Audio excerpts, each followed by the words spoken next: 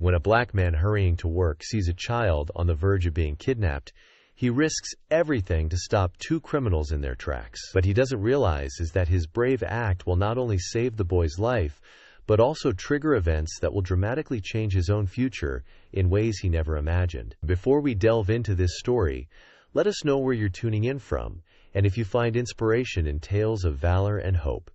Be sure to like and follow for more. Marcus Hale walked briskly down the cracked sidewalk, his steel-toed boots scuffing the pavement. A worn gray backpack hung off one shoulder, thumping lightly against his back with each hurried step. The streets were oddly quiet for a Monday morning, the only sounds being the distant rumble of a garbage truck and the occasional chirp of a bird overhead. He glanced at his watch and grimaced. 7:52 a.m. He was already cutting it close. The morning shift at Harbor Logistics Warehouse began at 8 sharp, and Henry Rollins, his boss, didn't tolerate tardiness. He had already been reprimanded twice this month. A third offense would cut into his paycheck, and Marcus couldn't afford that, especially with Amara's increasing medical bills. He quickened his pace, turning a corner when a faint noise halted him. At first, it was barely perceptible, just a rustling like wind against loose paper. But then it came again, clearer this time. A muffled cry. Marcus froze, ears straining. There it was, a boy's voice, high-pitched and pleading. "Let me go! Please, let me go!" The sound was emanating from an alley ahead. His heart raced, pounding against his ribs. No, keep walking, Marcus. Just keep walking. He took a step forward, ignoring the panic rising in his chest. Whatever was happening in that alley wasn't his concern. He was late. He couldn't afford to be late. But the cry pierced through again. Sharper, frantic. "Help! Somebody help!" Marcus muttered a curse under his breath and skidded to a stop. His conscience yelled louder than his fear. Taking a shaky breath, he turned toward the alley. The sight hit him hard. Two men, both muscular and dressed in dark clothing, were dragging a small boy toward a black van parked at the far end of the alley. The child couldn't be older than 7 or 8, his blonde hair tousled, his face streaked with tears as he struggled against their strong grips. "Let me go!" the boy screamed again, his little legs kicking wildly. Marcus glanced down the street. Deserted.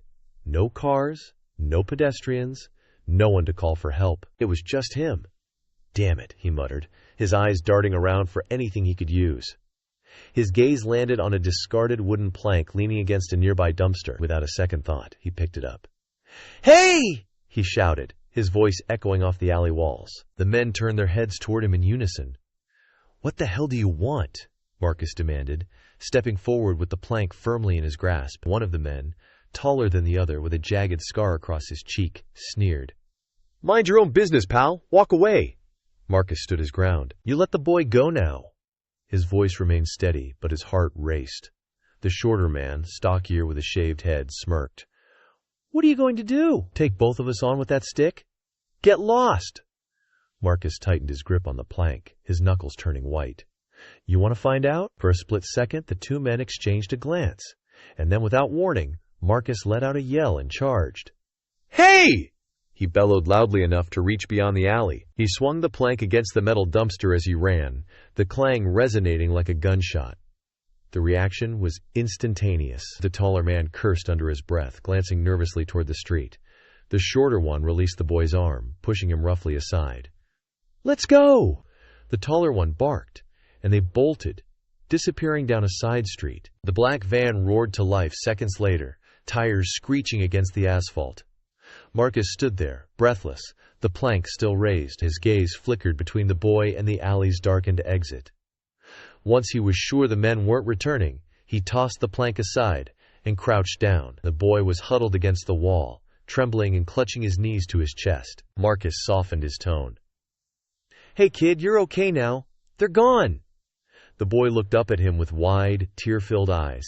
His bottom lip quivered, but he remained silent. Marcus knelt in front of him, keeping his movements slow and deliberate. "My name's Marcus. What's yours?" "Timmy," the boy stammered, his voice barely above a whisper.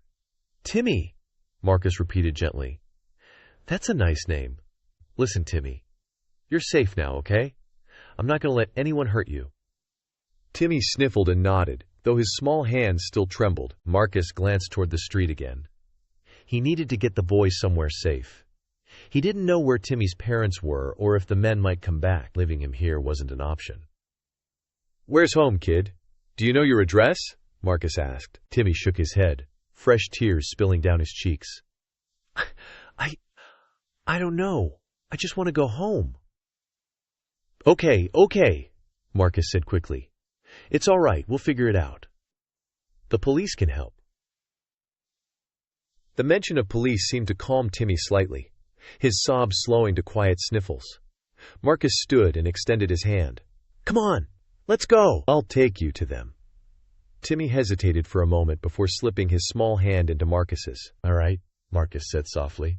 He led the boy out of the alley and onto the street, keeping an eye out for anyone suspicious. As they walked toward the nearest police station, Marcus checked his watch again.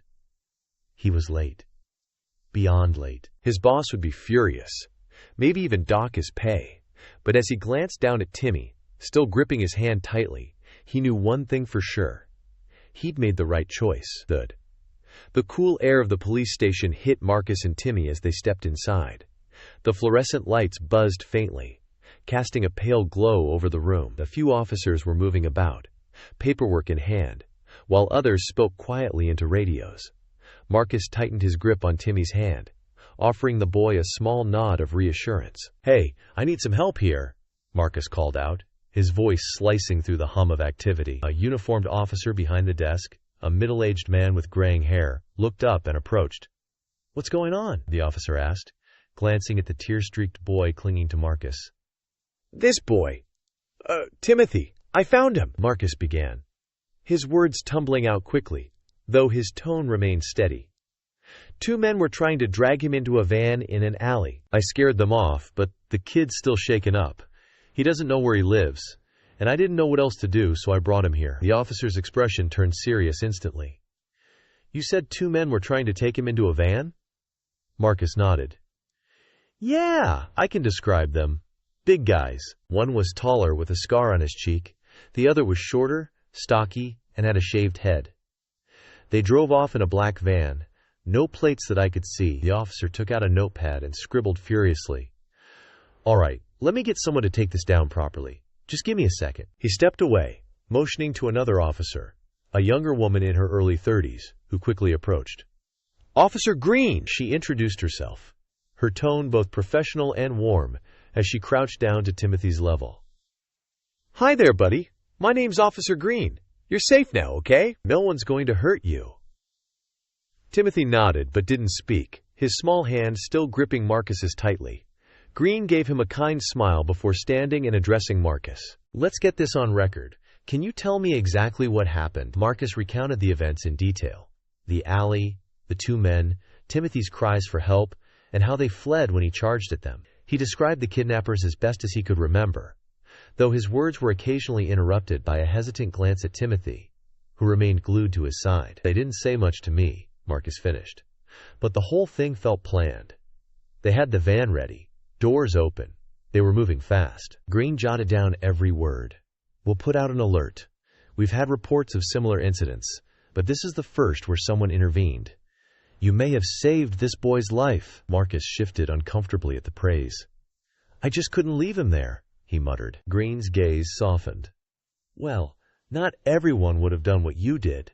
It takes guts. You did a good thing." Timothy whimpered softly, his voice barely audible. "I just want to go home." Green crouched back down. "We're going to make sure you do, okay? We're going to call your mom and dad, and they'll come get you." Marcus looked down at Timothy. "See, kid?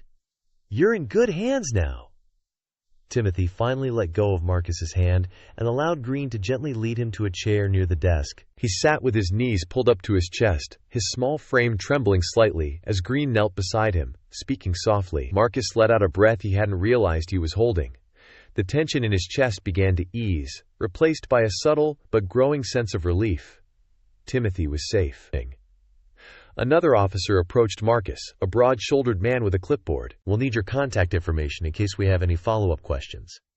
"Of course," Marcus said quickly, reciting his name, phone number, and address. The officer thanked him and added, "Don't worry, we'll take it from here." Marcus nodded, though his mind was already drifting. He glanced at the clock on the wall. 8:17. His stomach dropped. Late. He was officially late. Damn, he muttered under his breath, rubbing a hand over his face. Green caught his expression as she walked back over. You okay? Marcus offered a half-smile. Yeah, just work. Her brow furrowed. You're late because you brought him here? Yeah, but it's fine. Marcus replied quickly, waving it off. Not like I had much of a choice. Well, for what it's worth, I'd say you made the right call, Green said firmly. I'll bet his parents will think so too. Marcus allowed himself a small chuckle. Guess I'll find out when I get my paycheck. Green smiled, but the weight of the situation wasn't lost on her. You sure you don't need anything? Coffee? Water? No, I'm good, Marcus replied. He glanced back at Timothy, who now seemed calmer, Green's kind presence reassuring him. All right, Green said, turning to Timothy. Let's call your parents, okay? I bet they're worried sick. As she picked up the phone, Marcus turned toward the door. His time here was done, and the rest would be handled by the police. He gave Timothy one last look, offering him a quiet nod. The boy blinked at him, then raised a small hand in a shy wave. Marcus smiled faintly and waved back, before stepping outside into the cold morning air. Marcus pushed through the warehouse doors, his heavy boots thumping against the concrete floor. The air inside was thick with the scent of oil and cardboard, the hum of forklifts echoing off the high metal ceilings. A quick glance at the clock above the break room made his stomach twist. 9:04 Man. He was exactly an hour and 4 minutes late. Damn it, he muttered, swiping a hand down his face. Before we continue, please give this video a like if you believe Marcus's brave decision to intervene and save Timothy was the right thing to do, even at the cost of being late to work. And let us know in the comments if you would have made the same choice. Will the police bring the kidnappers to justice? Stick around to see how the story unfolds. Marcus headed straight to the time clock, scanning his badge with a faint beep. As he turned toward the loading docks, he didn't even make it halfway before hearing the familiar bark of his boss. Hail! Marcus winced. The voice was sharp, carrying an edge of irritation he'd anticipated yet still dreaded. He turned to see Henry Rollins striding toward him, clipboard in hand, and his brow furrowed in what seemed like permanent disapproval. You're an hour late! Rollins snapped, stopping in front of Marcus. He gestured toward the clock with his clipboard as if it were a sacred artifact. Do you know what time we start around here? Yes, sir, Marcus said, keeping his tone as even as possible. 8 sharp, not 9, not 8:01, 8! You know this, I know, Marcus replied, meeting his boss's gaze. But no buts, Rollins interrupted, jabbing the clipboard toward him. Rules are rules. We don't make exceptions because someone decides to roll in late. That hour is coming out of your paycheck, Hale. You know the drill. Marcus clenched his jaw but didn't argue. I understand, but if you'll just let me explain. Rollins folded his arms, one eyebrow raised. Oh, I can't wait to hear this. I was late because I had to take a kid to the police station, Marcus said, keeping his tone steady, though irritation was building beneath the surface. I saw him getting grabbed by 2 men. It looked like they were trying to kidnap him. I couldn't just walk away. I had to stop them. For a moment, Rollins just stared at him, his expression unreadable. Then he let out a short, humorless laugh. So what, you're a superhero now? Running around saving kids instead of showing up for your job? Marcus stiffened. I didn't do it for attention, Mr. Rollins. The boy needed help, and there was no one else around. Uh-huh, Rollins said, waving a hand dismissively. Now. And you didn't think to call someone else? Like, oh, I don't know, the police? Instead of playing hero and making yourself late? Marcus's hands curled into fists at his sides, but he forced himself to stay calm. There wasn't time to call anyone. I had to act fast. Look, I know I'm late, and I know the rules, but what was I supposed to do? Leave the kid there? Rollins scoffed, clearly unimpressed. What you were supposed to do is show up to work on time like everyone else here. You think those pallets over there are going to load themselves? He gestured toward a stack of boxes waiting by the dock. Marcus took a slow breath. I'm just asking for a little understanding here. It's not like I was sitting at home watching TV. Understanding? Rollins said, his tone dripping with sarcasm. You want understanding? Let me give you a little perspective. Hell, I've got a warehouse full of guys who managed to show up on time this morning without any superhero side quests. You think I'm going to cut you a break because you've got some story about a kid? Come on. Marcus bit back the sharp retort forming on his tongue. Instead, he let out a slow exhale and nodded. All right, I get it. Good, Rollins said curtly. Now get to work. You're already an hour behind. And we've got shipments going out by noon. Without another word, Rollins turned and walked off, leaving Marcus standing there for a moment. Marcus stayed rooted in place, staring after him, his shoulders tense, his chest tight with frustration. He muttered under his breath, shaking his head as he made his way toward the pallets. Rollins had pointed out that the loading dock was already bustling with activity, forklifts zipping back and forth, and workers shouting instructions to one another. Marcus grabbed a pair of gloves from his back pocket and slipped them on, focusing on the task at hand as he began lifting boxes onto the conveyor belt. His mind drifted back to Timothy, the boy's tear-streaked face, his trembling hands clutching Marcus's. It was still fresh in his memory. He could hear the boy's voice, shaky but desperate. I just want to go home. The image of Timothy's frightened eyes pushed back against the frustration boiling inside him. He could still feel the sting of Rollins's words, the dismissiveness of it all. But deep down he knew he'd made the right choice. Marcus straightened up, wiping his forehead with the back of his gloves. He couldn't dwell on it. There was no point. Rollins wouldn't change his mind, and the money wasn't coming back. But Timothy was safe. That mattered more than a few bucks. As the morning wore on, Marcus worked in silence, lifting, stacking, and sorting without complaint. His body moved automatically, the rhythm of the job familiar after years of repetition. The sterile air of the police station buzzed with focused attention as Officer Green picked up the phone to call Timothy's parents. Marcus had already left for work, leaving Timothy in the care of the officers. But the boy's tear-streaked face and fragile whispered words still lingered in the room like ghosts. Green dialed the number on file, glancing over at Timothy, who sat curled in a chair, his knees tucked under his chin. The phone rang twice before a man's voice, tense and clipped, answered. This is Matthew Parker, he said. Mr. Parker, this is Officer Green with the precinct. We found your son, Timothy. For a moment there was silence on the other end of the line. Then the words came tumbling out, as if unable to keep pace with the relief behind them. You found him. He's safe. Where is he? Yes, sir, he's safe and here with us at the station. We'd like you to come down as soon as possible. We're on our way, Matthew said, his voice breaking slightly. Thank you. In the Parker home, the next 10 minutes were a blur. Matthew hung up the phone and called out to his wife, Laura, who was sitting on the living room couch, clutching Timothy's stuffed dinosaur to her chest. She shot up at the sound of his voice.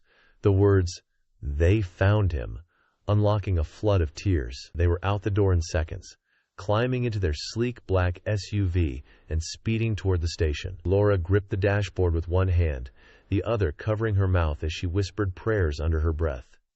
Please let him be okay, she murmured. He's okay, Matthew said firmly, though his own voice wavered. They said he's safe. When they arrived at the station, Laura didn't wait for Matthew to park. She was out of the car almost before it stopped, sprinting up the steps and through the double doors. Her eyes scanned the room desperately until they landed on Timothy, who was sitting near Officer Green. Timmy! She cried, rushing forward. Timothy's head snapped up at the sound of her voice.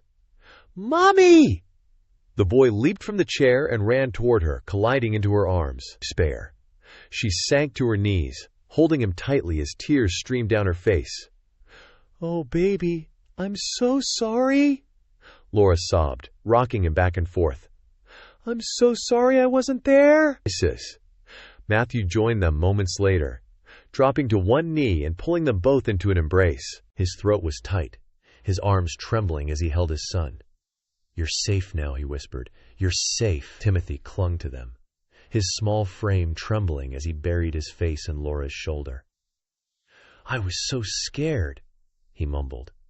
I know, baby, Laura said, stroking his hair. It's okay now. You're okay.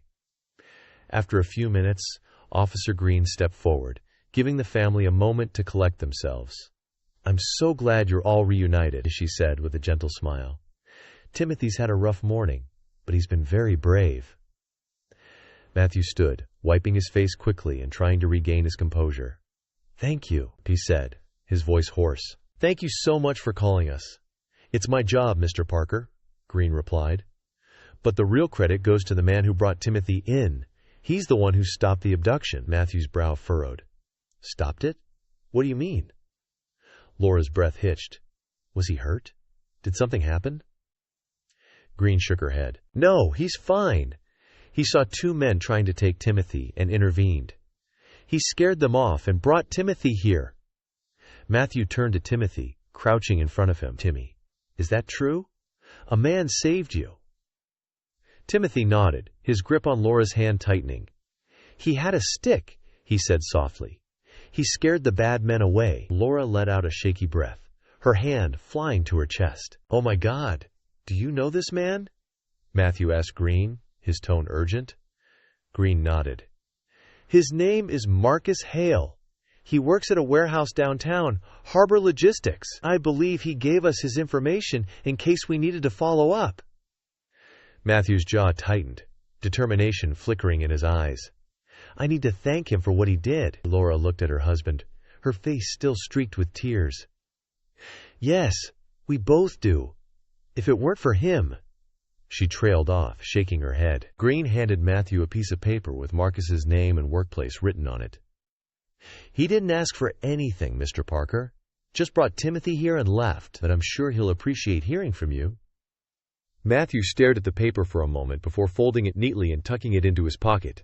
As they drove home, Timothy curled up in the back seat, finally drifting off to sleep, his small fingers still clutching Laura's hand. "Matthew," Laura said quietly, her voice tinged with guilt, "how could I let this happen? I turned around for 1 second and he was gone. I should have—" "Don't do that," Matthew interrupted gently. "This isn't your fault, Laura." Her eyes brimmed with fresh tears. "But it feels like it is." Matthew reached over, placing his hand over hers on the armrest. "What matters is, he's safe now." In the rearview mirror, he glanced at Timothy, peaceful in sleep for the first time that day. The image of the boy's terror from earlier still lingered in Matthew's mind, but it was joined now by something else. Gratitude. Gratitude for the stranger who had stepped in when no one else was there. After his shift ended, he headed straight to the hospital. The hospital room was quiet, except for the faint hum of machines and the occasional beep of a monitor. Marcus stepped inside, closing the door gently behind him, his footsteps muted on the linoleum floor. Amara's small frame was propped up against a pile of pillows, her skin pale against the vibrant pink blanket she insisted on using no matter how scratchy it was. Her wide brown eyes lit up when she saw him, and the smile that broke across her face was as bright as the sun, despite the IV line taped to her arm. "Daddy!" she exclaimed, her voice thin but full of joy. Marcus's exhaustion melted away for a moment, replaced by the warmth only his daughter could bring him. "Hey, Peanut!" "Mrs. Day," he said, crossing the room and leaning down to kiss her forehead. "How's my girl doing today?" "I'm okay," she replied with a shrug, though her small shoulders didn't rise far. "The nurse said I might get a new medicine soon. She said it's supposed to make me feel better, but I told her I feel fine already." Marcus chuckled softly, pulling up the chair beside her bed. "You've got everyone fooled, huh?" Amara grinned, her tiny teeth peeking through. "Maybe a little, but I don't want them to worry." He leaned back, studying her closely. Amara had always been like this, stronger than anyone had a right to be at her age. Even now, with the machines keeping a constant watch over her fragile body, she refused to let her spirits dip. But Marcus could see the toll it was taking on her, in the hollows of her cheeks, in the way her hands seemed smaller each time he held them. "You're a tough one, you know that?" "Sakes." "Of course. I get it from you," Amara replied matter-of-factly, flashing him a mischievous smile that reminded him so much of her mother. His heart twisted, but he kept his face steady. "You sure do," he said softly, reaching out to smooth down the curls on her head. "What about you?" she asked, tilting her head slightly. "How was your day? Did you move a lot of boxes again?" Marcus paused. the events of the morning flashing through his mind. He could still see Timothy's face, hear his cries, feel the weight of the boy's small hand gripping his own. A part of him wondered if Amara was too young to hear about what happened, but he could never bring himself to hide things from her. She had a way of making even the heaviest stories feel lighter. "Well," he began, leaning forward conspiratorially. "Today was different. I didn't just move boxes. I saved a little boy." Amara's eyes widened in excitement. "You saved someone?" Marcus nodded. "Yeah. He was in trouble, and I couldn't just walk away. 2 bad guys were trying to take him, but I scared them off." Her mouth fell open in awe, and she clapped her hands together. "You're a hero, Daddy." He chuckled, shaking his head. "I don't know about that. I just did what anyone would have done." "No way," she insisted, her voice rising in pitch. "Not everyone would do that. Some people are too scared. But you weren't scared. You're a real hero." Marcus couldn't help but smile at her determination. "Well, if my peanut says I'm a hero, then I guess I'll believe her." Amara nodded firmly, her grin returning. "Did the little boy say thank you?" "He did," Marcus said. "He was really scared, though. I took him to the police, and they called his parents. I think they were pretty happy to have him back. I bet they were," Amara said softly. She fidgeted with the edge of her blanket, her expression growing more thoughtful. "If something bad ever happened to me, you'd save me too, right?" Marcus felt his chest tighten. "Here." He reached out and took her hand, holding it gently between his own. "Amara, nothing bad is ever going to happen to you while I'm around. I'll always be there for you. Always." She looked up at him, her trust in him as unwavering as ever. "I know, Daddy. That's why you're my hero." The words hit him harder than they should have. He gave her a soft smile, his thumb brushing over the back of her hand. "You're the real hero, Peanut. You're the strongest person I know." Amara beamed, but her eyes betrayed her weariness. Marcus could see it in the way her eyelids drooped slightly, the way she shifted every few minutes trying to get comfortable. She tried so hard to keep up the illusion of being fine. But Marcus knew better. He sat back, letting out a quiet sigh as he glanced around the room. The machines, the medicines, the bills. God, the bills! They seemed to multiply every time he blinked. His paycheck from the warehouse barely covered their rent and food, let alone the hospital costs. No matter how much overtime he worked, it never felt like enough. And yet, he couldn't let her see his worry. He couldn't let her feel the weight of the burden he carried. "You know," he said after a moment, forcing a lighter tone, "once you get out of here, we're going straight to the park, just like we used to. Swings, slides, ice cream, whatever you want." Amara's eyes lit up. "Promise?" Marcus leaned forward, and Pinky swore, their fingers locking together in a ritual they'd shared since she was a toddler. "Promise! Every day if you want, okay?" she said, her smile growing soft. "I can't wait!" But as Marcus sat back, watching her settle into her pillows, his mind wandered. She had no idea how far from better she really was, or how close he was to running out of options. He swallowed hard and smiled at her again, because that's what she needed from him. Strength. Hope. Certainty. Even if he had none of those left for himself. "I love you, Peanut," he said softly. "Love you too, Daddy," Amara replied, her voice already fading as her eyes began to close. Marcus stayed by her side, holding her hand long after she drifted off to sleep. The morning sunlight filtered weakly through the faded curtains in Marcus's small living room. He sat at the rickety kitchen table, sipping coffee from a chipped mug, and reviewing his schedule for the week on a crumpled notepad. Bills were piled neatly beside it, an ever-present reminder of the financial mountain he couldn't seem to climb. Amara's treatment was top priority, but every time he did the math, the numbers refused to work in his favor. A soft knock at the door interrupted his thoughts.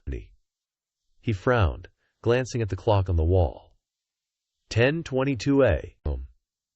It was too early for visitors, and no one he knew drove anything close to the sleek black SUV he could see idling outside through the thin curtains. Marcus froze, his hand tightening around the mug.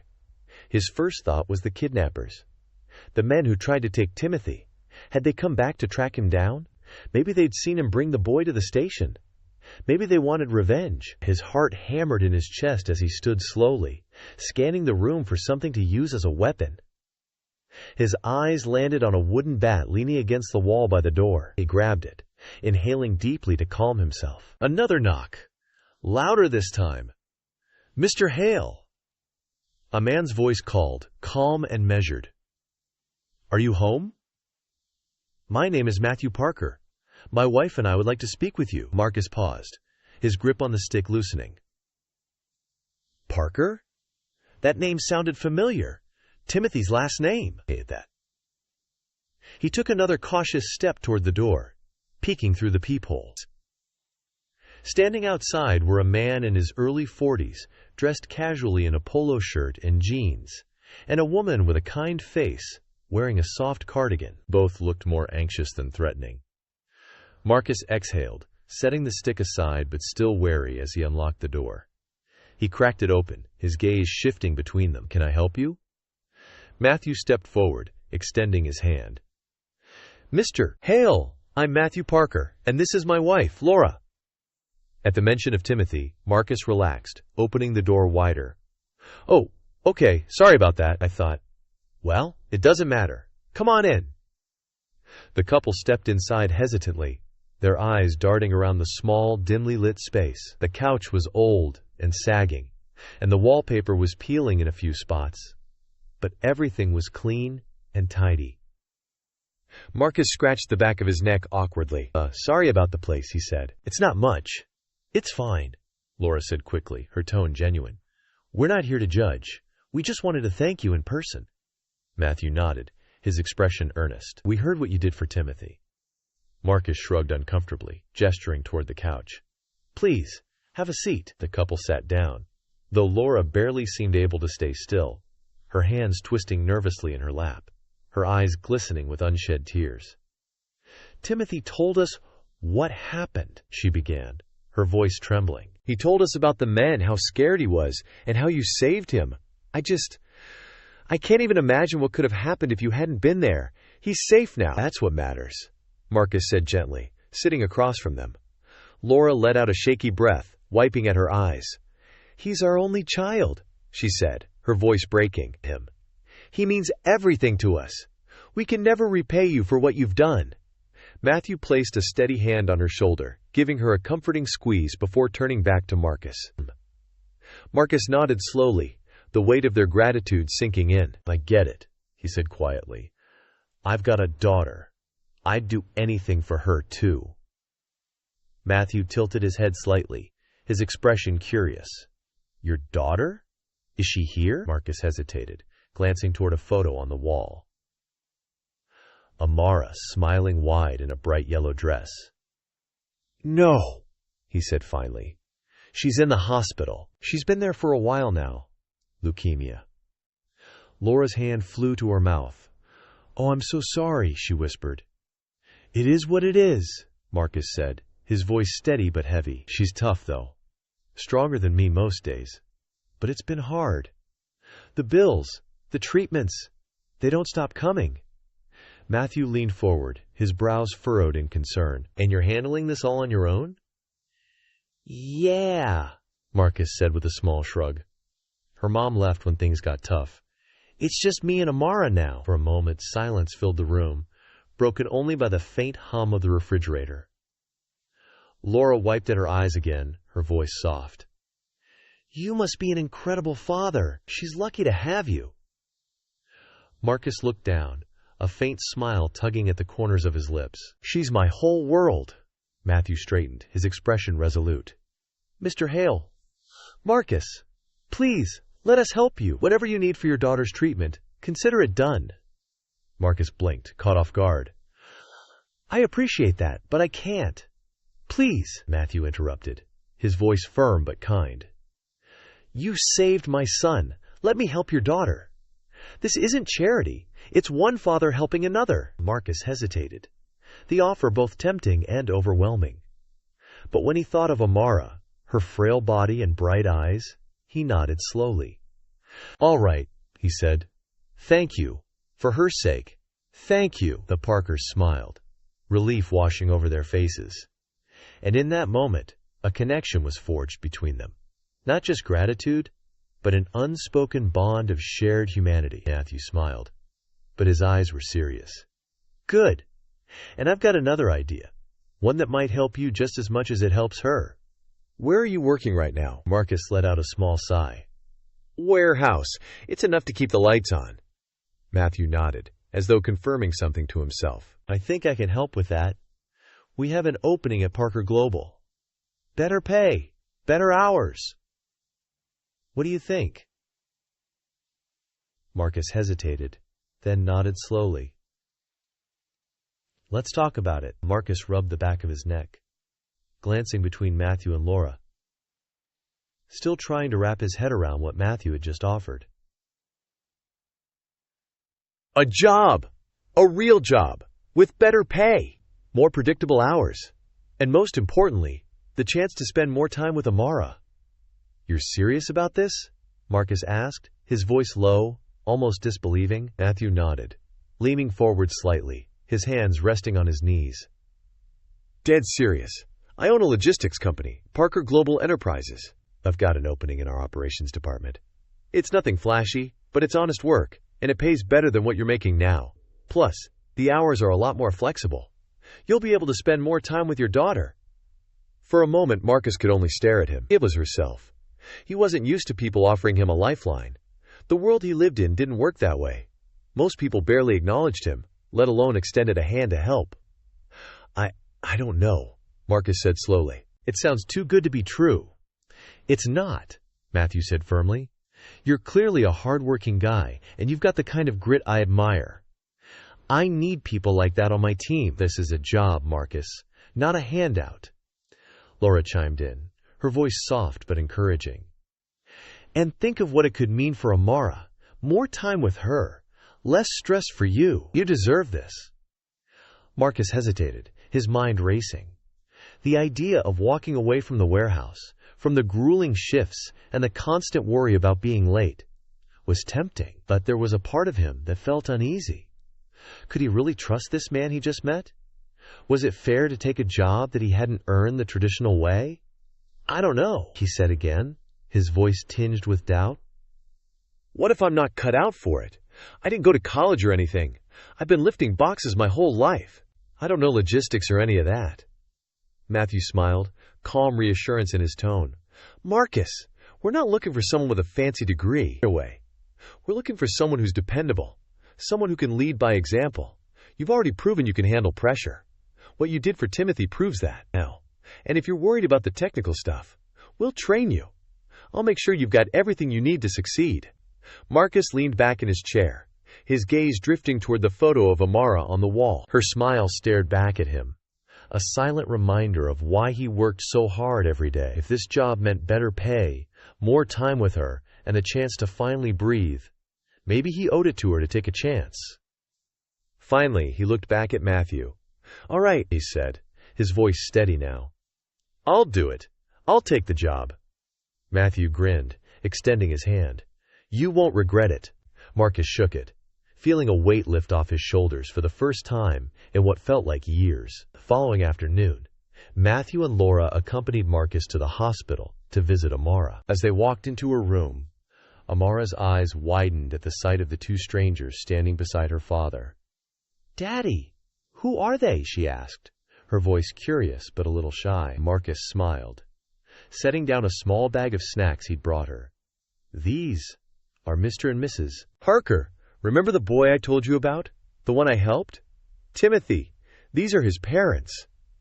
Amara's eyes lit up with recognition, and she gave them a small wave. Hi, waved his bear. Laura stepped forward, her arms filled with a few carefully chosen gifts.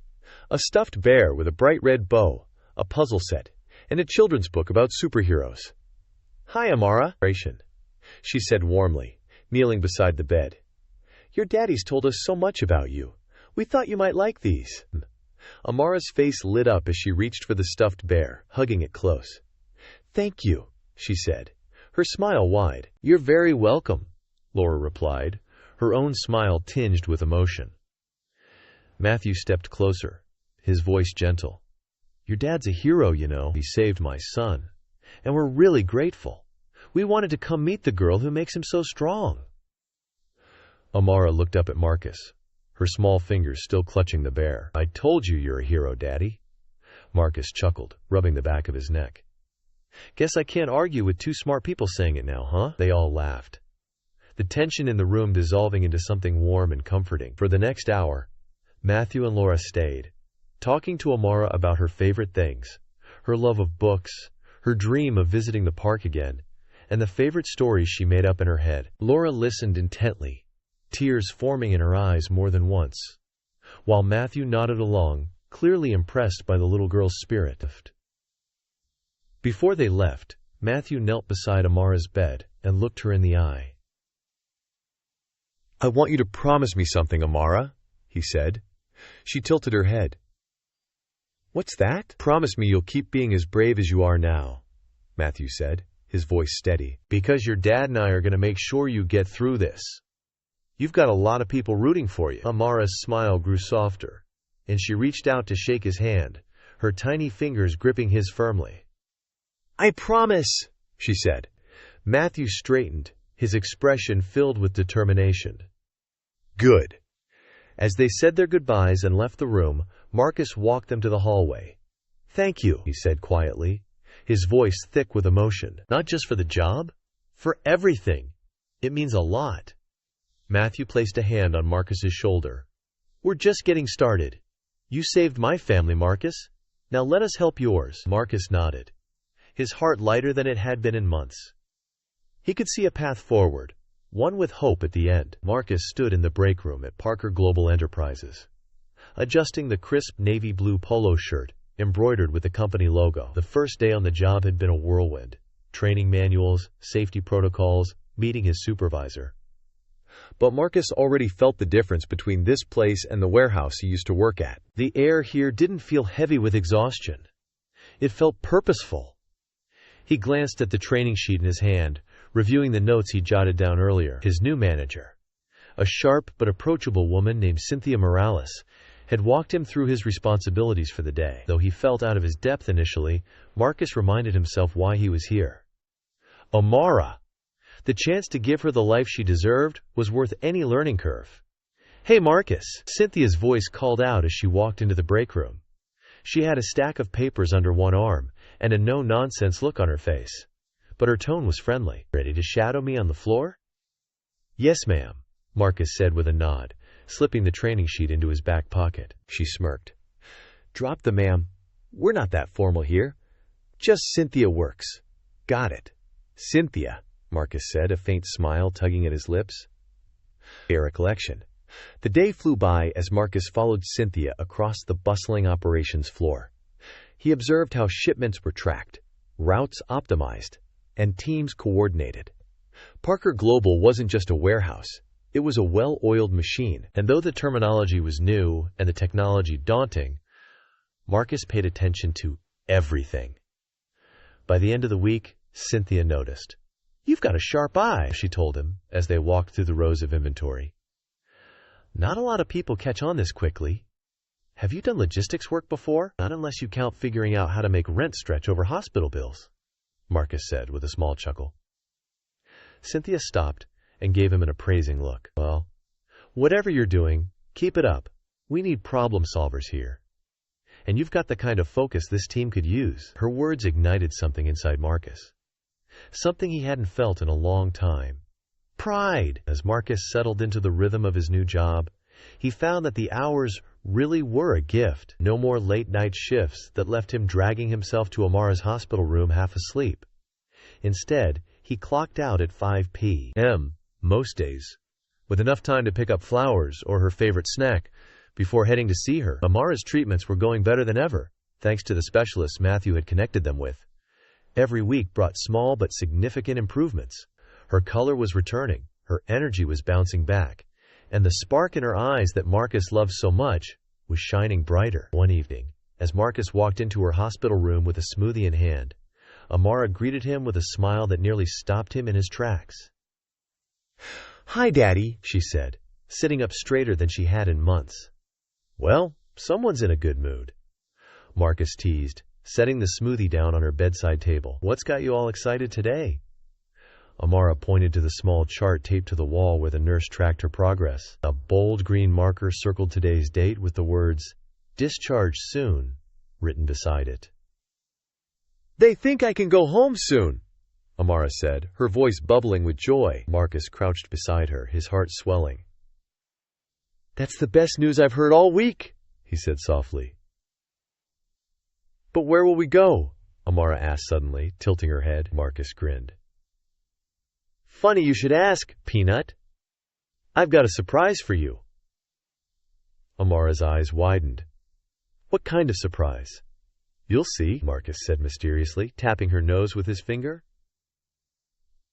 2 weeks later, Amara finally left the hospital, her discharge papers in hand and a new spring in her step. Marcus drove her across town to the surprise he'd been planning ever since his first paycheck at Parker Global cleared. When they pulled up in front of the modest but well-kept apartment building, Amara's jaw dropped. "This is where we're going?" she asked, her voice brimming with excitement. This is home," Marcus said, stepping out of the car and opening her door. Amara raced ahead of him as fast as her still-recovering legs would let her to explore. Inside, the apartment wasn't fancy, but it was worlds away from the cramped and crumbling space they'd left behind. The living room had a couch that wasn't held together by duct tape.